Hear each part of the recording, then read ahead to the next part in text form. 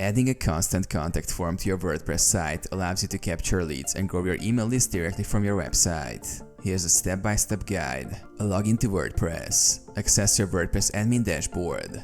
Install and activate the Constant Contact plugin. Go to Plugins, Add New. Search for Constant Contact Forms or Constant Contact for WordPress. Click Install Now and then Activate. Get your API key. Log into your Constant Contact account. Go to Account Settings, API Keys to generate or copy your API key. Configure the plugin. In WordPress, navigate to Constant Contact or Settings under the plugin menu. Enter your API key to connect your Constant Contact account with WordPress. Create a sign-up form. Go to Constant Contact Forms and click Add New Form. Customize the form by adding fields and designing it according to your needs.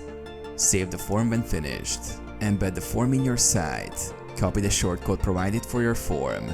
Go to the page or post where you want the form to appear and paste the shortcode into the content area. Alternatively, you can add the form to a widget area. Publish and test. Update or publish your page or post. Visit your site to ensure the form displays correctly and functions as expected.